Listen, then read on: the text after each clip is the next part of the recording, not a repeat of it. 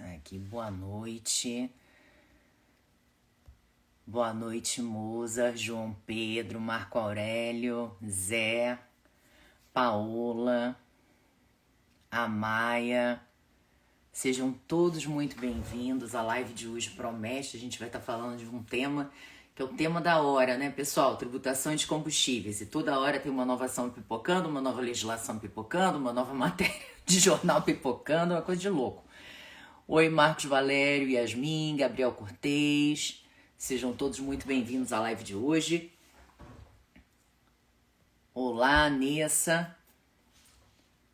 Olá, Fontes. Olá, Pati. Que bom ter você aqui com a gente. Danguioli, seja bem-vindo. Larissa. Heitor. Bem, pessoal, vocês literalmente são pessoas queridíssimas que estão aqui conosco ao invés de assistir o jogo do Flamengo. Ó, core para todo mundo. Lari, muito bem. Daniele Germano. Tô aqui vendo vocês. Já já a gente vai estar colocando os nossos convidados para falar conosco aqui. Hoje vai estar o José Guilherme, né, Costa e o Moza. Olá, João Gasparino, tudo bem, meu querido? Saudade de você.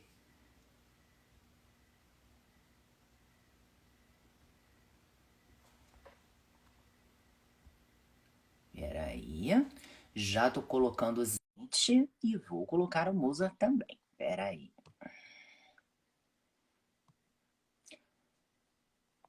Olá, tudo bem? Boa noite, minha amiga. Como vai? Tudo bem? Tudo ótimo, animadíssima Olá, para falar sobre pessoal. esse tema da hora aqui com vocês. Muito Olá, legal. Moza, tudo bem? Eu acho Você que tem ele que tá com a inverter câmera tua virada. câmera, moça. É, Exato. Inverte a sua gente câmera tá ali em vendo cima. lápis. Exatamente. Aqui em Como é que cima, inverte? ó, tem aqui o microfonezinho, a câmera e aqui a parte de Ah, inverter. achei. Ah Ganhou. lá, Pronto, viu? resolvido. Ganhou. Olá, Muito tudo bem, bem, meu moça? amigo. Boa noite. Olá, olá, olá, tudo jóia? Gente, queria É um primeiramente... prazer estar aqui, Micaela, com você e com o Zé aqui nessa live hoje. Melhor Nossa, ainda que é no jogo do Flamengo. A gente tenta derrubar lá a audiência deles. adorei Tá essa. certo. Olha, Mozart, antes de qualquer coisa, eu queria agradecer profundamente por você ter disponibilizado esse horário aqui para nós do Tributário em Jogo. Afinal de contas, a gente sabe como a sua agenda, ainda mais no último período, está absolutamente enlouquecida, né? A gente até pergunta se você consegue dormir, se alimentar direito, essas coisas. Mas, de toda forma, agradeço profundamente a tua presença aqui. Eu queria aproveitar e apresentar você oficialmente, né, para os nossos acompanhantes aqui da live, para as pessoas que no futuro vão assistir. O Mozart, ele é o gerente jurídico tributário do Instituto de Petróleo e Gás, né? Ou seja, atua fortemente nesse segmento, é uma pessoa com a LLM pelo IBMEC, minha querida instituição, e também é membro do SEAT, da OAB-RJ, ou seja, é uma pessoa que está com a gente sempre aí, trazendo muitos aportes importantes. Importante falar que a gente, nessa live, vai estar debatendo de modo técnico o tema, tá? Então, a gente vai estar se abstendo das nossas posições profissionais e vamos estar nos colocando aqui apenas como estudiosos do assunto, perfeito? Bom, Moza, antes de mais nada, eu gostaria de pedir, porque esse tema é um tema extremamente complexo, para a gente tornar mais fácil esse acompanhamento, até levando em consideração que a gente tem pessoas dos mais diversos níveis aqui acompanhando a live, é importante que a gente explique um pouco, né, dos pontos que são essenciais e que têm sido debatidos aí em relação da tributação de combustíveis. A gente sabe que o problema é grande, é um problema que não está só afetando o Brasil, está afetando o mundo como um todo, que, de certa forma, a guerra da Ucrânia gera impactos nessa questão do preço. Sabemos que a tendência dessa guerra aí me parece que está sendo se acirrar, né? Já há manifestações aí da OTAN com relação a uma intervenção mais formal, então a gente tem um cenário aí que não parece ser um cenário muito positivo sob diversos prismas. E diante desse contexto, a gente viu algumas movimentações do Congresso Nacional em relação a até alguns postulados que a gente já tinha na Constituição, né? que a Emenda Constitucional 33 trouxe em 2001, ou seja, um tempão atrás, a própria questão da monofasia no ICMS para fins de combustíveis. Então, eu queria que você começasse dando um panorama geral, né, do que foi essa monofasia, que agora foi regulamentada, né, pela Lei Complementar 192, e depois falasse um pouco mais da questão da especialidade, essencialidade, seletividade dos combustíveis, tema que também parece que surge meio que a reboque daquela discussão do RS 714, da essencialidade, e dali acabou assumindo graus maiores, né? Chegando a ter uma regulamentação via LC também a 194. Então, a gente passa a palavra para fazer esse árduo compilado sobre o tema. Sabe que é um desafio, né? E até mesmo alguns colegas falaram, cara, tem que ter um poder de síntese imenso, né, para você colocar tudo que está acontecendo, né, em uma live, né? Mas como você bem colocou, né, a Constituição já tinha uma previsão constitucional lá de 2001, né, Emenda Constitucional 33, que ela tratava do ICMS monofásico para os combustíveis, né? Que é um grande avanço, né, para o setor, né? Porque você simplifica, você traz segurança jurídica, você traz previsibilidade de arrecadação para os estados. Então, assim, e ele necessitava ser regulamentado, né, por convênio, né, ou por lei complementar. Isso estava parado lá na Constituição desde 2001, né, até que houve, né, como você colocou, esse aumento, né, no valor da commodity, né, do combustível, e a gente começou, a União e os estados começaram a buscar formas de tentar reduzir através do tributo, né, o preço da gasolina, do diesel e do etanol nos postos, né? E aí começou a própria União, né, ingressando lá atrás com uma ADO 68, né, para obrigar o Congresso a legislar sobre, e diante de toda essa pressão, como você bem colocou, saiu a Lei Complementar 192 de 22. Essa lei complementar, ela fala da incidência monofásica para os combustíveis, ela fala da gasolina C, né, que seria, ela fala da gasolina A e do anidro, que compõe a gasolina C, ela fala do diesel e do biodiesel, fala do GLP, mas ela esquece do etanol hidratado. Esse é um ponto que a gente deve ser observado, né? E para que os estados pudessem, né, ter mais vontade de regulamentar através do convênio, né, essa norma, né, a incidência monofásica do CONFAZ, porque a Constituição diz que fica a critério dos estados, né, tratarem das alíquotas e da forma de cobrança, a lei complementar no artigo 7º, ela trouxe um gatilho. Ela falou o seguinte: enquanto não for publicado o convênio de ICMS que trata do ICMS, para tratar do ICMS monofásico, os estados terão que aplicar uma base de cálculo, né, que no combustível é o PMPF, que é uma média móvel dos últimos 60 meses. Com isso, você reduz bastante essa base de cálculo e você faz com que os estados tenham que correr atrás dessa regulamentação, né? E nessa linha, os estados, como eu diria, correram atrás de um dia para o outro, né? Acho que em 2 dias, o Zé me ajuda aí, mas acho que foi em 2 dias, eles fizeram um convênio ICMS 16, né? Que tratava tão somente do ICMS monofásico para o diesel, não trataram nesse convênio da gasolina e muito menos do GLP. Mas eles fizeram um convênio ICMS para o diesel, né? Tratando ele, o que eles fizeram? Eles colocaram uma alíquota máxima, né? Foi uma forma criativa, né? Eles colocaram uma alíquota máxima para o diesel e fizeram coeficiente de equalização. Com isso, eles mantiveram a carga tributária dos estados, né? E não tornaram o ICMS uniforme em âmbito nacional, que é um preceito lá da Constituição, né? A Constituição diz que o ICMS monofásico ele tem que ser uniforme em âmbito nacional, tá? E por produto, né? Então, assim, quando ele fez isso, ele violou lá os termos da Constituição e da Lei Complementar 192. Então, daí começou uma segunda batalha, né? Que foi a ADIM 7164, que foi a ADIM proposta pela AGU. Inicialmente, ela só tratava, né, das cláusulas 4ª e 5ª do convênio, que falavam quarta e quinta, né, Zé? Fala aí. E do anexo 2, irmãozão. Ah, é isso, que elas remetem ao anexo 2 que fala desse coeficiente, né? Então, eles iam ali, né, cirurgicamente, como o meu amigo José gosta de falar, e foram só, né, nessa parte da inconstitucionalidade, aí podendo até trazer outros tipos de outras inconstitucionalidades do convênio, eles se ateram a essa parte do convênio.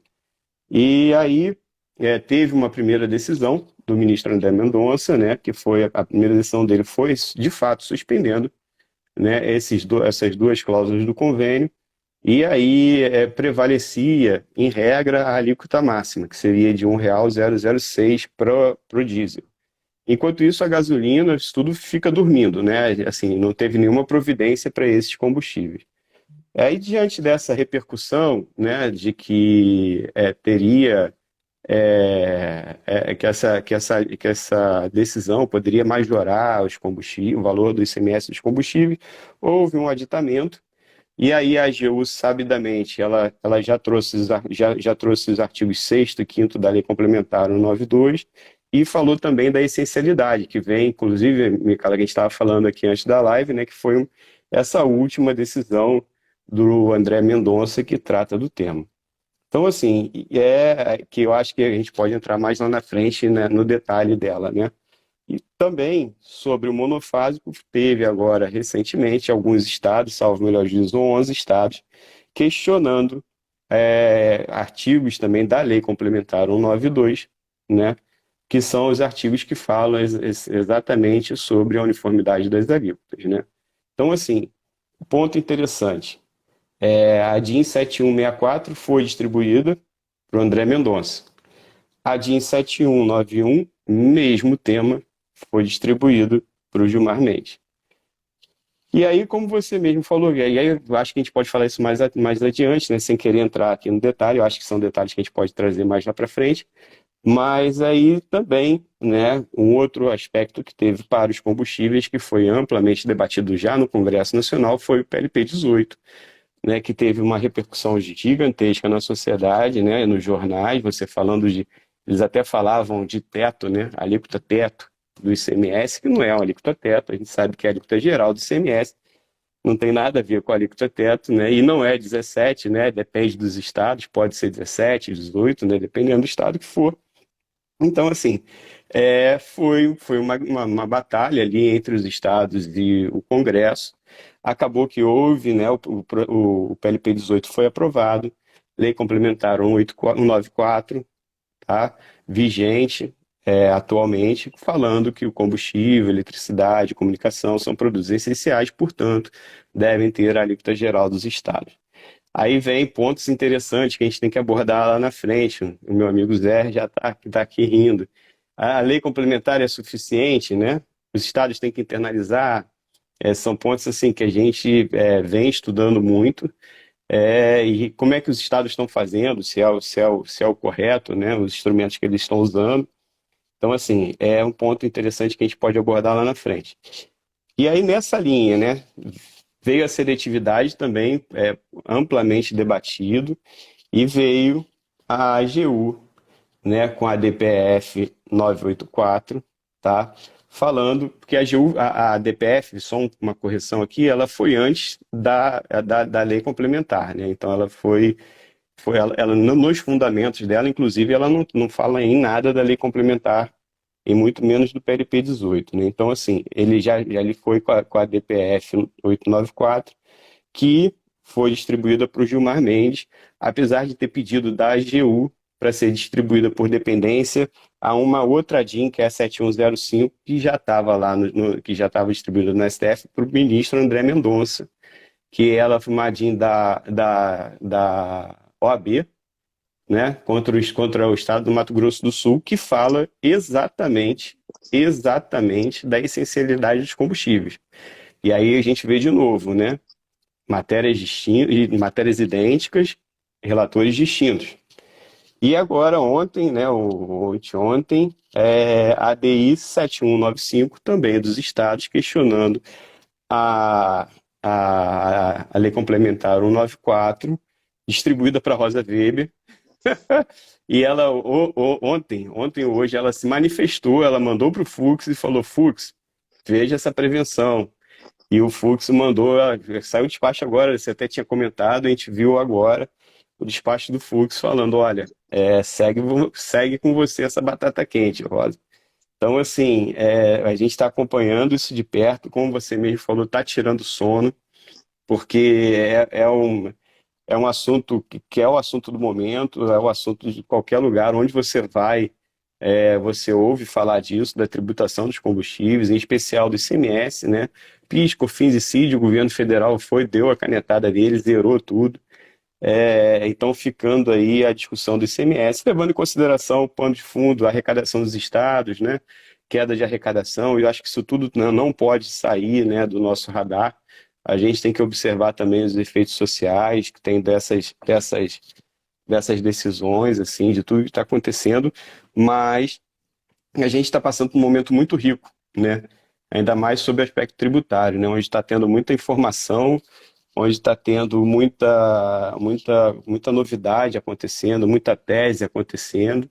Então, assim, eu acho que a gente tem bastante coisa para falar hoje, né?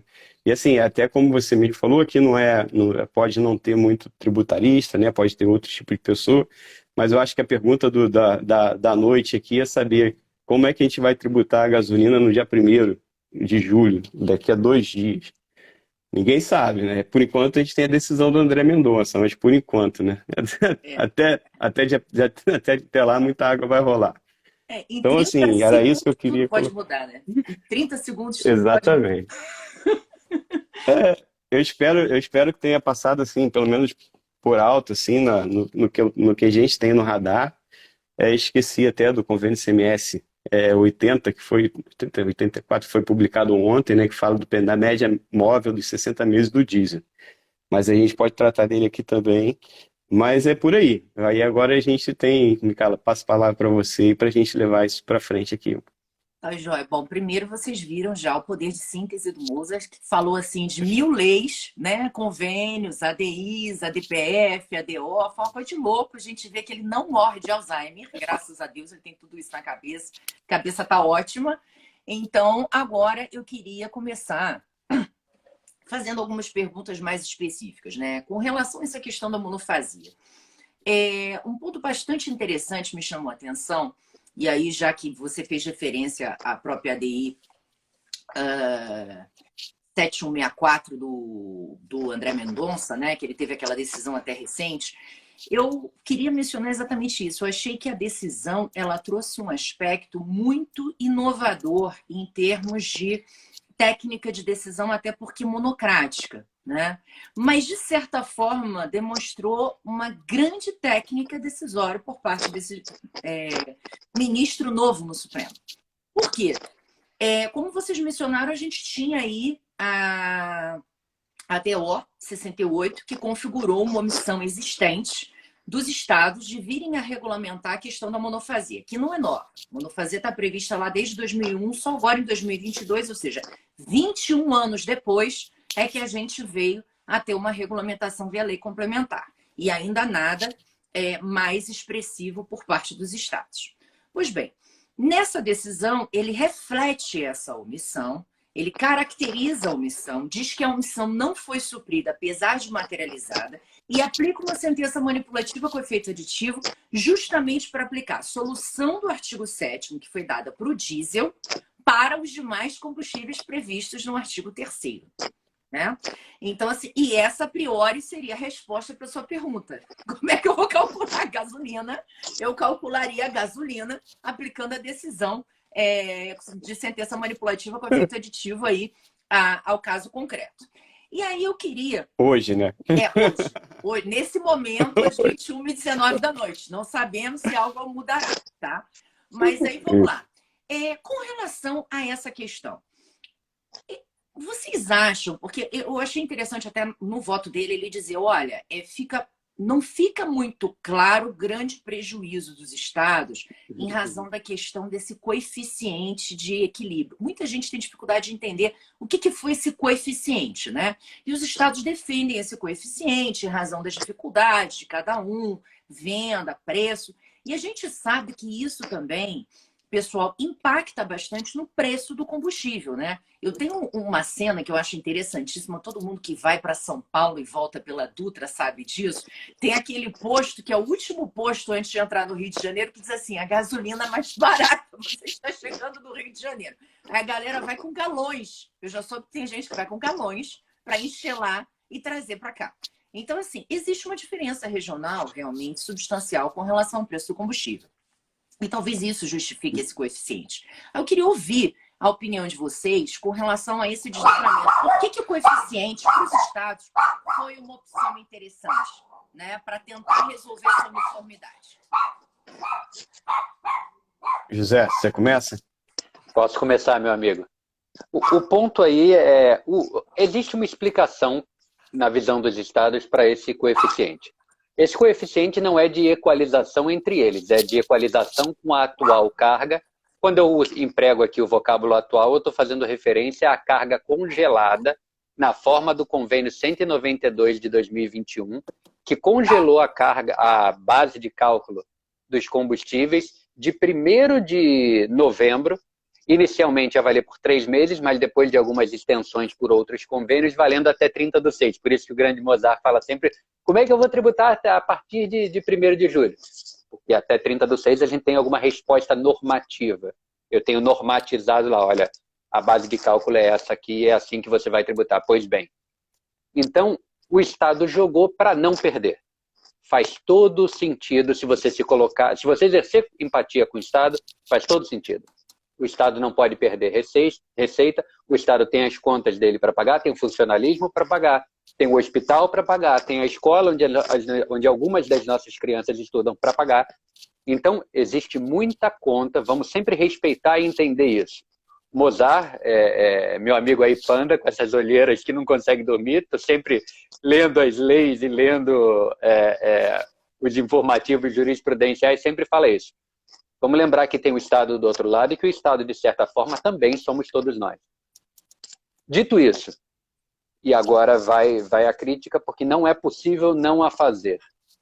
Ou o tributo é monofásico, ou cada um tem a sua alíquota. Os dois não dá.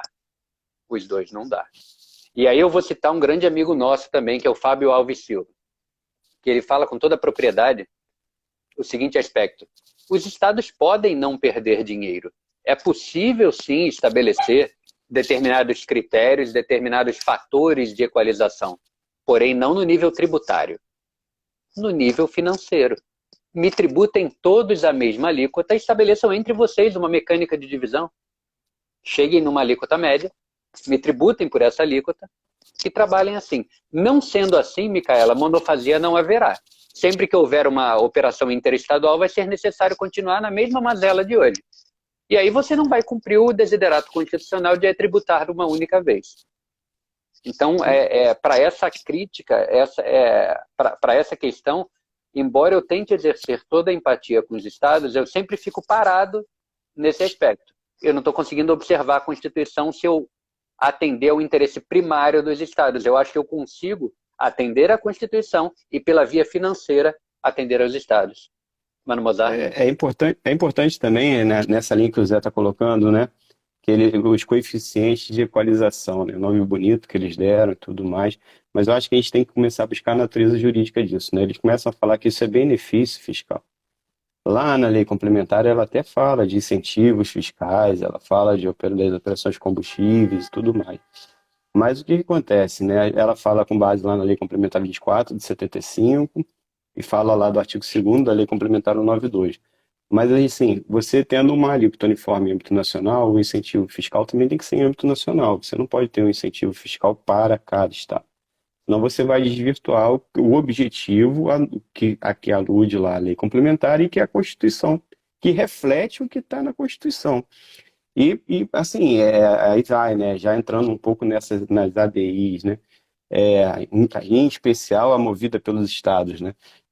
Se você olhar a norma lá da Lei Complementar 192, ela é cópia e cola da Constituição.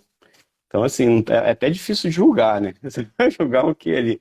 O cara, ele recortou os artigos que ele falou, ele recortou o que estava lá na Constituição e colocou na Lei Complementar, tá?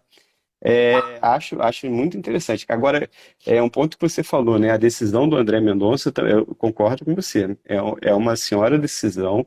Ele ultrapassa, assim, limite da normalidade, né? Do que a gente costuma ver ali no STF, assume riscos, né?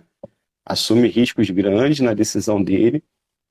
Mas assim, ele entrega, né, o que estava dentro do pedido da AGU. É até um ponto que a gente conversa muito, né? E aqui até abrindo até, né, que ela sei que você é estudiosa, né, dessa, e você falou muito dessa decisão, né?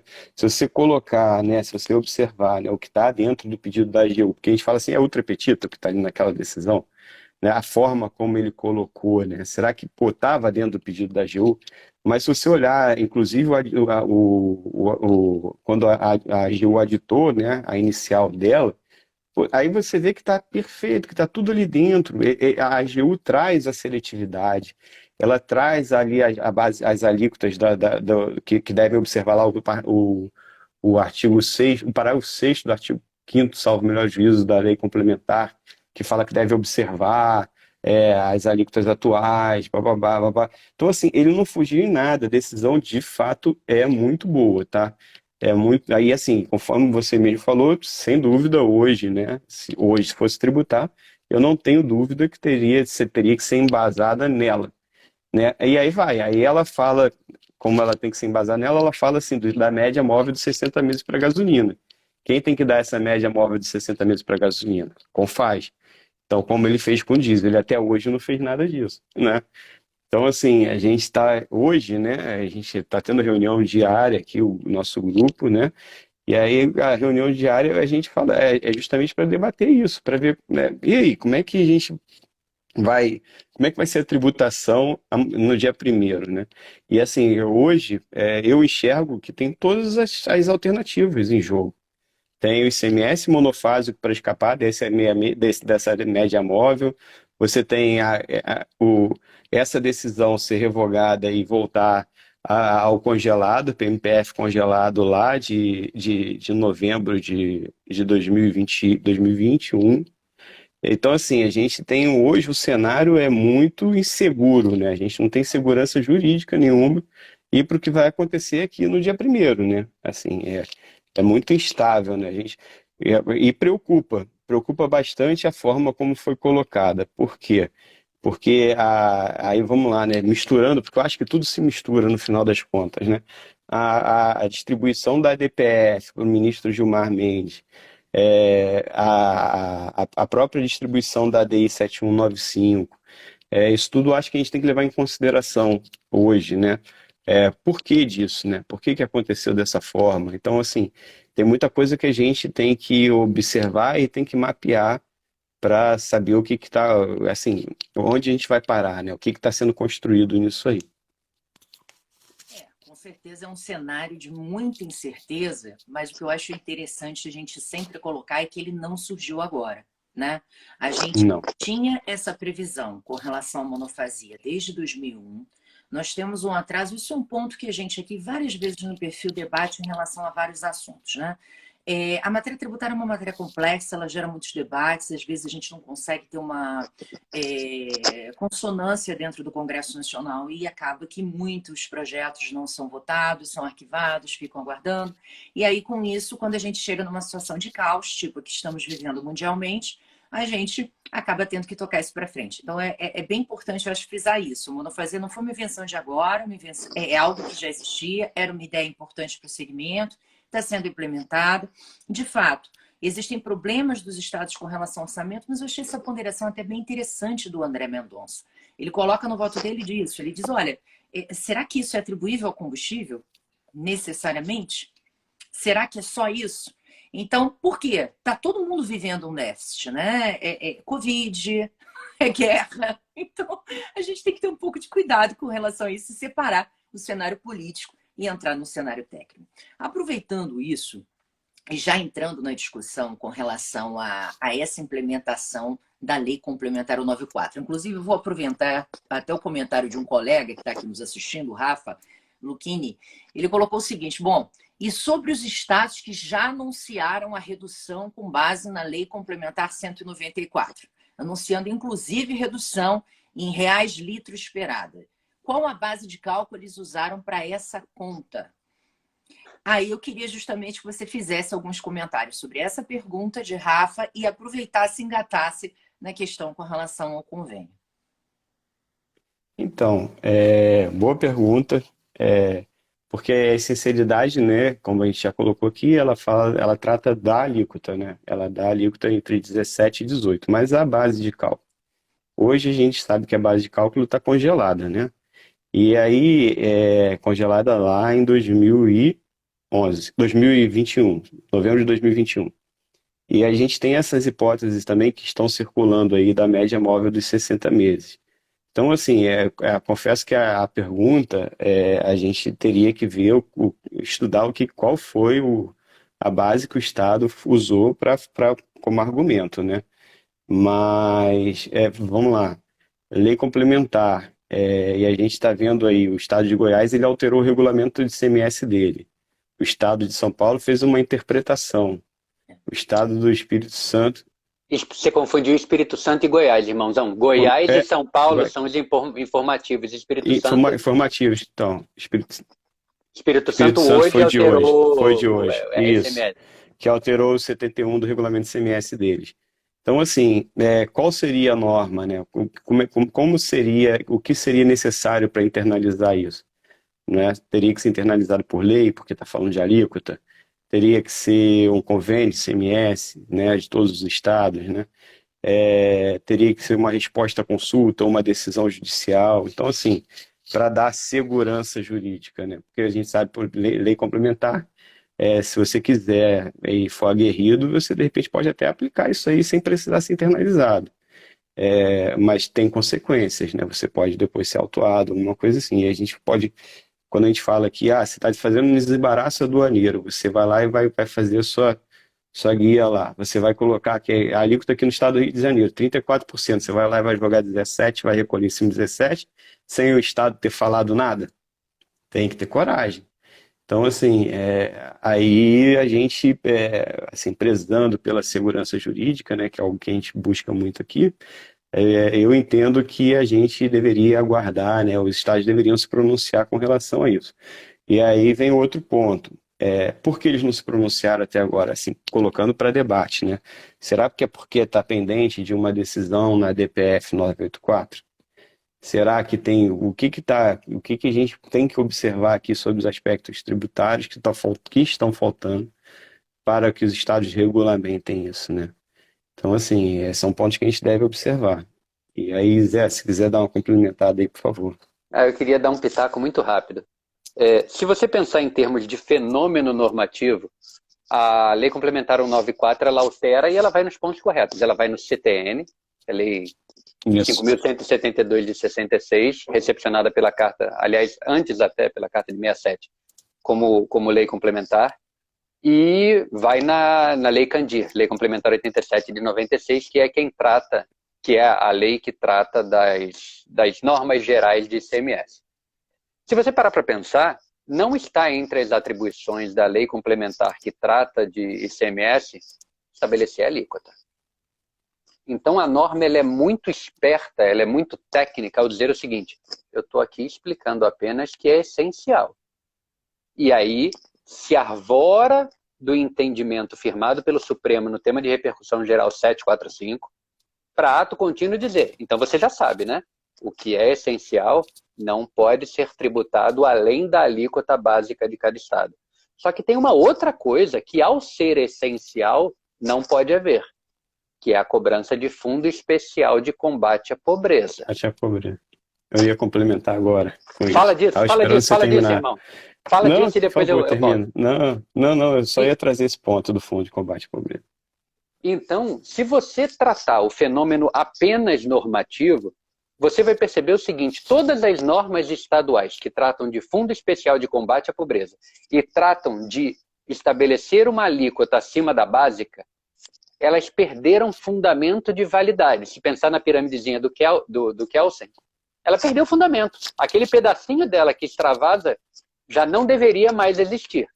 Só que do outro lado você tem o princípio de presunção de constitucionalidade das normas e tem o princípio da vinculação do administrador à lei e do executor à lei. Aí entra o aspecto a que o Mozart aludiu agora há pouco.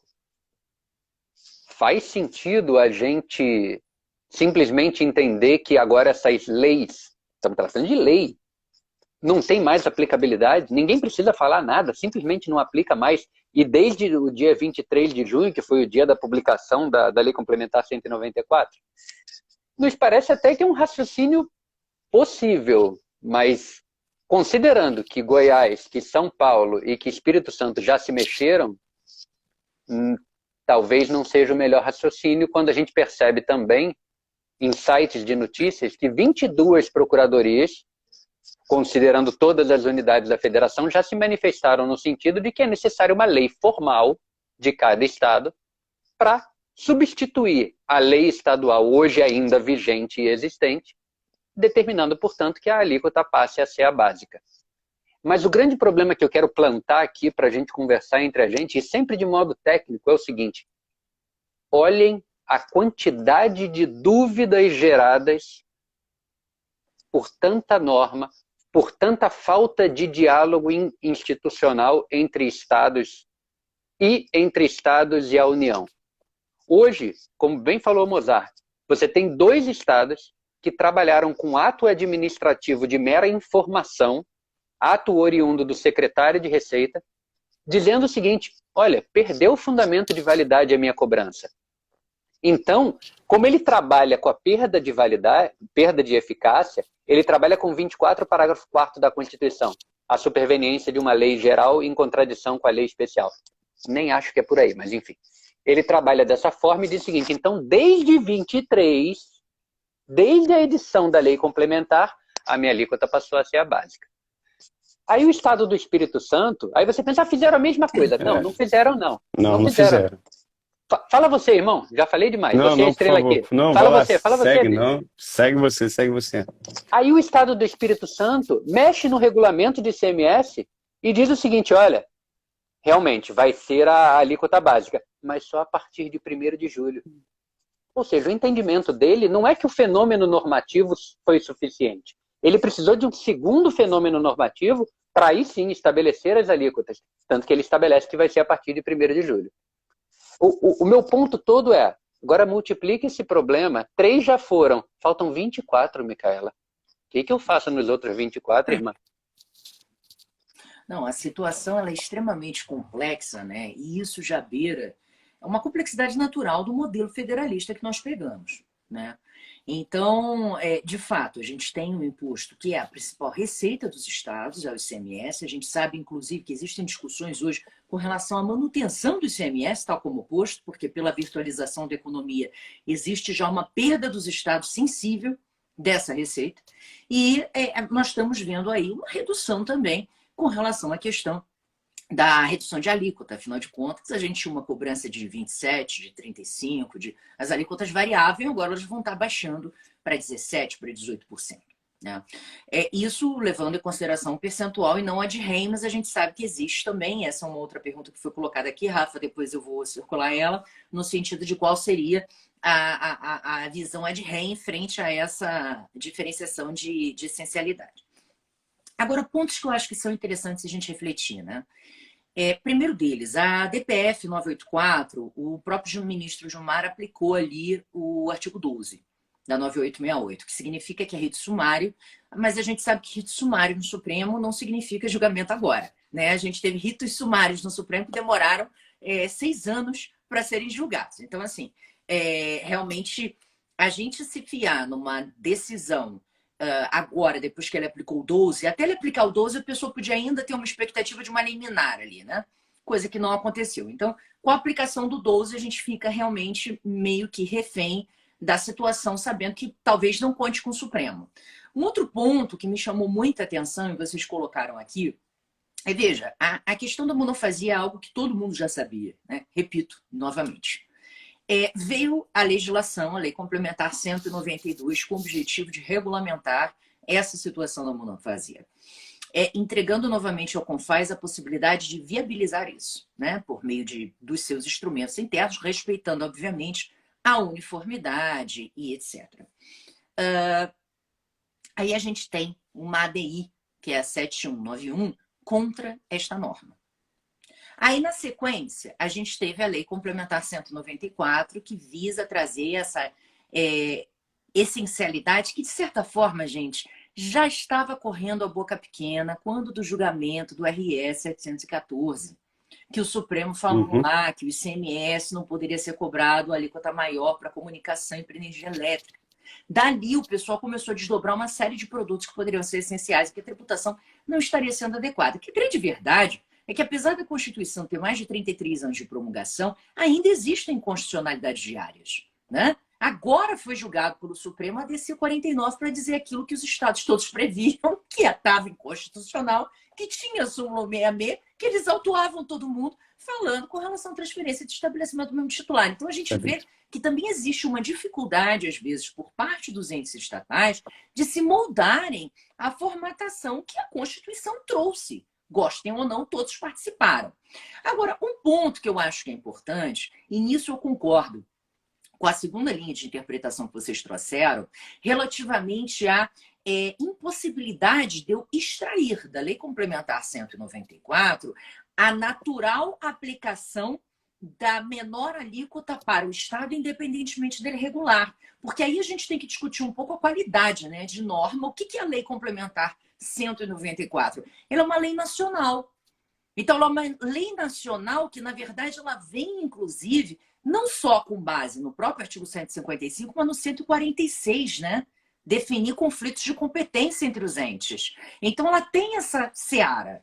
E aí, naturalmente, por ela ter esse veio, faz-se necessário que os estados venham a regulamentar e aplicar aquilo como lei interna do ente federado, né? É claro que agora ele não está com a sua liberdade legislativa plena, porque ele está amarrado a uma norma superior. E se ele legislar em contrário àquela norma, por óbvio que é inconstitucional. Então, assim, existe um encadeamento normativo necessário, mas eu realmente extrair da norma a imediata conclusão de que eu, Estado, não preciso regular sobre isso, não. Ele é obrigado a ter que aderir àquela normativa, né? Agora, a questão é, enquanto ele não adere, o que fazemos todos nós?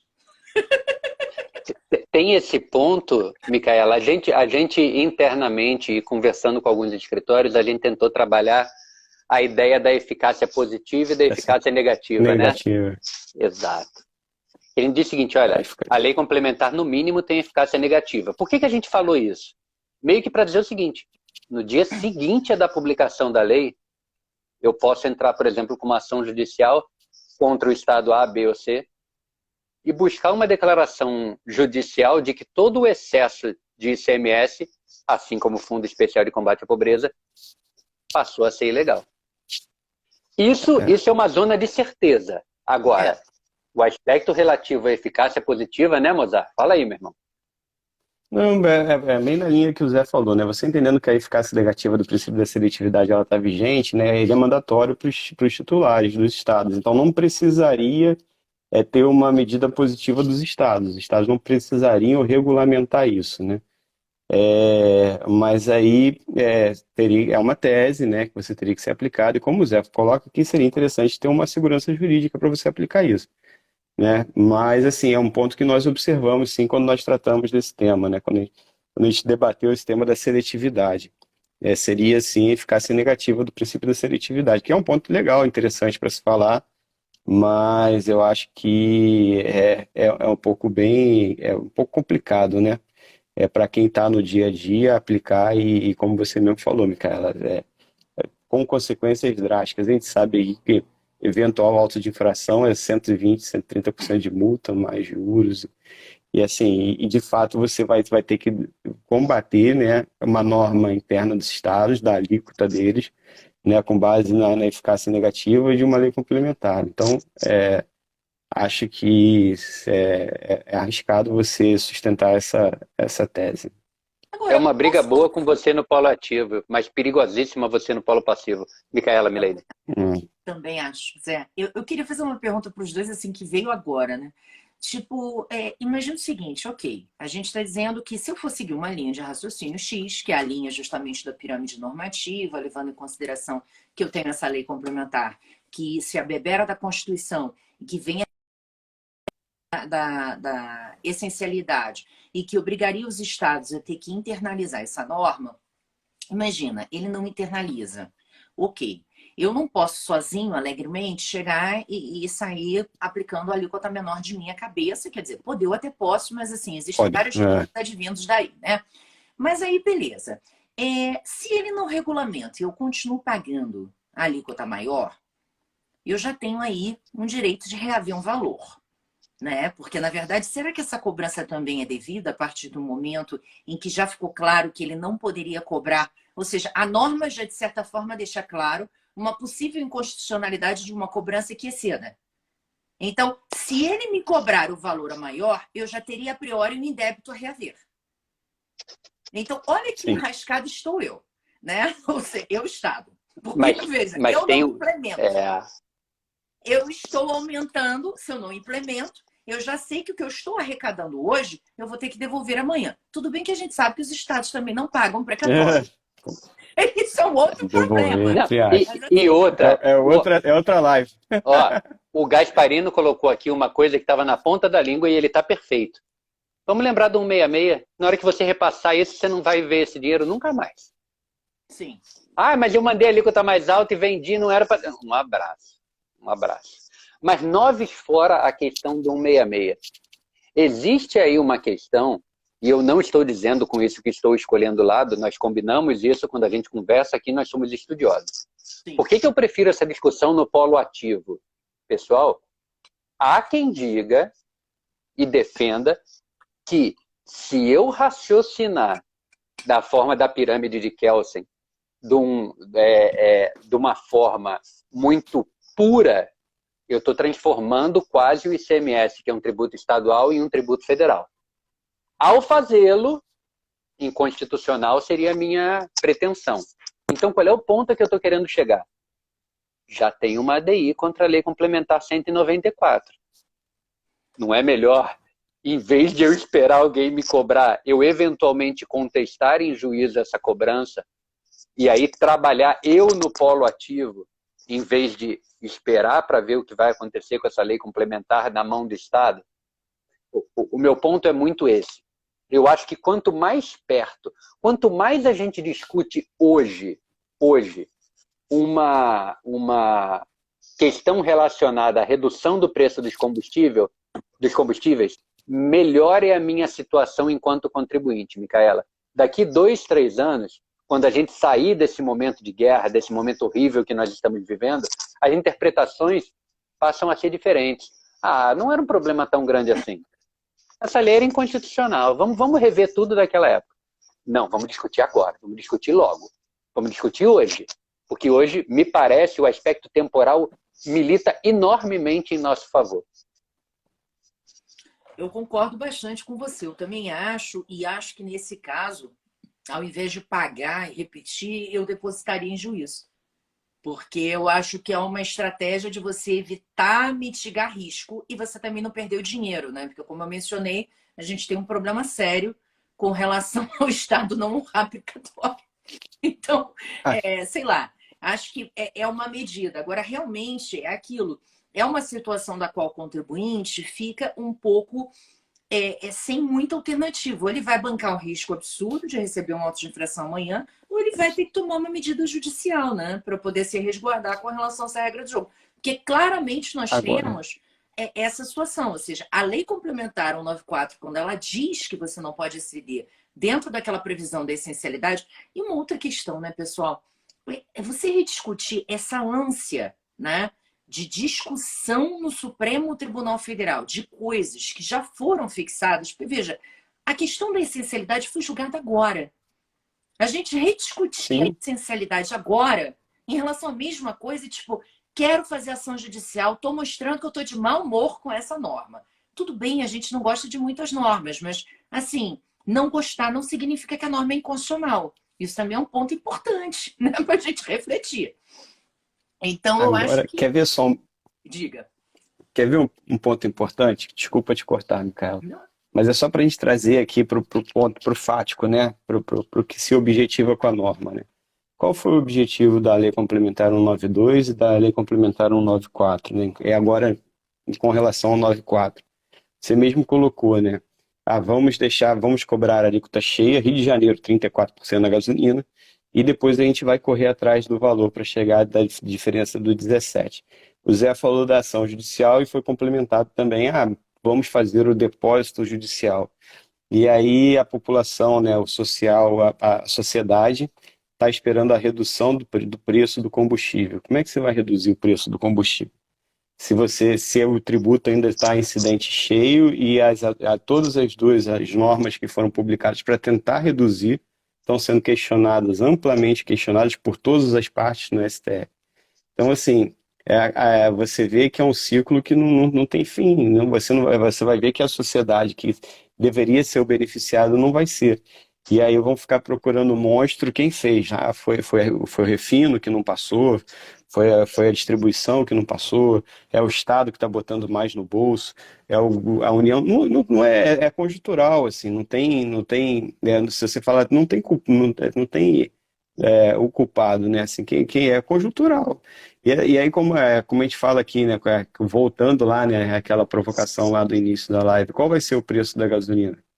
Se eu tiver que fazer depósito, vai ser um. Se eu tiver que pegar depois precatório, vai ser outro. Se eu tiver que depender de uma decisão judicial que vai sair daqui a 3, 4 anos, vai ser outro. Então, assim, é tudo muito complicado, né? E assim, aí vai, né? A gente tenta que, a gente falou aqui, né? Aqui somos nós estudiosos, né? Como agente do mercado, né? Mas pô, você coloca isso no nosso dia a dia, como o Zé falou, as olheiras, né? Assim, trabalho 24 horas por dia para tentar dar um pouco de segurança jurídica para os agentes, assim, e você vê, a gente ouve, né, a gente está aqui no dia a dia, e aí você ouve os estados também, o pessoal está sem dormir há 6 semanas, assim, fazendo cálculo, para tudo quanto é que for lado. Então, assim, é uma força, né, é uma queima de energia que você vê que não vai atender o objetivo da norma, que é assustador. É assustador o que acontece, mas justamente por causa de tudo que a gente está debatendo aqui, é muita insegurança, é muito é muito tudo. E todas essas decisões, todas essas dadinhas, a DPF, lei complementar, um convênio novo que saiu hoje, o que pode sair amanhã. Então, assim, isso tudo influencia muito o preço final do combustível, né? E o tributário está no meio disso tudo, até porque a gente fala aqui, está falando, e a tributação é 47% do valor do combustível, quase todo ele tributo, né? Agora nem tanto mais, né? Se todas essas normas forem obedecidas, nem tanto, mas, assim, seria interessante a gente ver tudo funcionar direitinho, né? Um ponto interessante também. Foi mal, fala você, Micaela, me Não, perdoe. pode falar, Anjo, sem problema. Não, eu ia falar um aspecto, até parafraseando minha amiga Ana Longo, ela e a equipe dela, a Lívia Leal, a Mariame, né, a Verônica, estão sem dormir já faz uma semana. Um abração para elas, um abração para os maridos delas, que estão no sofrimento também. Mas vamos juntos, meus amigos. Toda a ideia de monofasia era para a gente simplificar a nossa vida, demonstrar para o contribuinte, demonstrar para os estados, reduzir a sonegação, diminuir ao máximo a possibilidade de problemas na tributação, especialmente os devedores contumazes, e o tiro está saindo pela culatra. Entende? A frustração pela qual a gente está passando é imensa, porque a gente estava buscando um regime simples e está sendo criado um celeuma imenso, a circunstância de insegurança tamanha, que se a gente começar a falar de tributação também como elemento concorrencial, é de arrancar os cabelos. Porque, veja, imagine um contribuinte que tem eventual pouco compromisso com a continuidade, como diz um amigo nosso, um contribuinte pouco republicano, infelizmente ainda tem alguns. O cara pode, por exemplo, dizer o seguinte: põe debaixo do braço a ideia de que a lei complementar 194 basta, e vai passar a vender a 18% no Rio. E eu vendendo a 34%. Eu não vou mais vender. Ah, Zé, mas aí está quase tudo na mão da Petrobras. Petrobras vai fazer direitinho, esse cara vai ter que comprar na Petrobras. E se ele importar? Como é que faz? E se ele comprar, de repente, com algum ling-ling? Tem uma galera aí que estava importando nafta e vendendo como gasolina, por exemplo. Imagine só. Meu ponto é esse. A Fernanda, minha amiga aqui da auditoria, trouxe essa palavra e é exatamente isso. É uma frustração muito grande. A gente mirou na simplificação e a gente está chegando num lugar ainda pior. Então, parafraseando ao fim, a minha amiga Ana Longo, a gente está com saudade do tempo que era só substituição tributária, sabia? Tá difícil Que para o problema era ressarcimento, né? O problema era só era só ressarcimento. ressarcimento, deixa, já sei lidar com ele. Exatamente. Mas sabe, Zé, você Micaela. botou um... Diga, cara. Não, Eu ia falar aqui, só para complementar aqui o ponto do Zé, do mercado irregular, né? Sabe que combate-se muito, né, essa utilização da nafta, né? E a nafta é comercializada como gasolina e tudo mais, mas até isso atiraram no que viram, né? E acertaram no que não viram, né? Você botando a alíquota geral, você bota a nafta com a mesma alíquota da gasolina, né? Ou seja, menos um incentivo para o mercado irregular. Mas, vamos lá, só tem que implementar. Eu acho assim que era muito importante a gente ter um senso de conciliação, né? Porque existem problemas por todos os lados, e se não houver uma conciliação, a gente vai ficar num ambiente ainda pior. Porque, como vocês colocaram, a ideia foi trazer a lei complementar. Lei complementar seria uma boa solução, sim, se ela foi implementada. Não foi, por muitos estados. Então, a gente começa a ter brigas. E aí você começa a não ter o resultado que aquela lei implementou. A medida foi errada? Não. Apenas a gente não está conseguindo fazê-la surtir efeito, né? Porque não se está aceitando essa medida. Então, acho que talvez o ponto principal vamos entender. Realmente a monofasia é bom para todo mundo? Bom, se teve aquela ideia lá em 2001, é porque talvez ela fosse a melhor solução, né? E aí talvez a gente tenha que arranjar uma outra solução para substituir esses impasses ou essas diferenças financeiras que estão surgindo, como vocês muito bem colocaram. Então, talvez em vez de brigar contra a ideia nova, a gente tem que buscar outras ideias. Eu estou lendo um livro e eu queria fazer essa sugestão. É muito bom, ele fala justamente de pensar de novo, né? É o mesmo autor de Os Originais. E um dos pontos que ele diz é que é dificílimo, muitas vezes, quando nós temos conhecimento técnico das áreas, a gente está falando com pessoas que sabem muito da tributação dos seus estados e etc. É muito difícil a gente abrir a cabeça para repensar, né? A gente tem uma tendência a se agarrar a ideias antigas. Então, eu acho que essa situação que a gente está vivendo com a tributação do combustível, a melhor coisa seria a gente repensar. A gente abrir as ideias, a cabeça para as ideias novas e para novas consequências que possam sair daí. Talvez a gente tenha um regime muito mais eficaz do que aquele que a gente estava acostumado, aquele que a gente já considerou como sendo o nosso regime de estimação, né? Então, eu acho que é importante largar o regime de estimação. Vamos repensar, vamos abrir a cabeça, que eu acho que a sociedade como um todo ganha. Bom, gente, olha, muito obrigada, Mozart, pela tua presença aqui com a gente. Eu acho que foi uma live sensacional. Com certeza vamos repetir, porque temos muitas coisas para tratar sobre esse tema. Então, já sabe que você será novamente convocado, tá? Estamos aí. Obrigada demais, por você estar aqui com a gente. Fiquei muito feliz com seus aportes. É sempre uma honra ter você com a gente aqui. E, gente, agradeço a todo mundo que está aqui seguindo a gente. E dizer que quem entrou agora no final pode assistir essa live desde o início, porque ela vai ficar gravada. Agora eu vou passar a palavra para o Mozart e para o Zé para se despedirem de vocês. Vamos lá. Não sou bom em despedida, não. Mas, assim, é sempre importante poder contribuir um pouco, né, com a experiência, assim, até do dia a dia, né, de quem está nessa batalha aí há bastante tempo, né, e é importante, como você falou, Micaela, né, tem que sim desvencilhar, né, ver algo novo, né, soltar um pouco as amarras do passado. E aí, voltando aqui, isso é importante até quando sobre o aspecto tributário mesmo, você enxerga o ICMS monofásico, a gente sempre fala isso, você tem que desmistificar, né? Você tem que tirar todas as suas amarras, assim, com a substituição tributária, com o ICMS normal, para você poder entender um pouco do que da inovação que é o ICMS monofásico, né? Estados, de que traz de melhor para a norma e do quanto ele pode contribuir para o desenvolvimento, né, social aí, do Brasil. Mas, assim, e é uma batalha diária, sim, a gente vai vivendo uma etapa a cada dia, esperando as publicações, os diários oficiais aí. Tem mais duas PECs que a gente não falou nela, que é a PEC 15 e a PEC 16, que estão aí, né? A PEC dos combustíveis e a do biocombustível, que estão para ser julgadas aí, que podem sim ser objeto de outra live, se você quiser. E aí a gente está aqui para isso, para ajudar, para colaborar, para trazer o entendimento aqui pro pessoal. Obrigado, Micaela.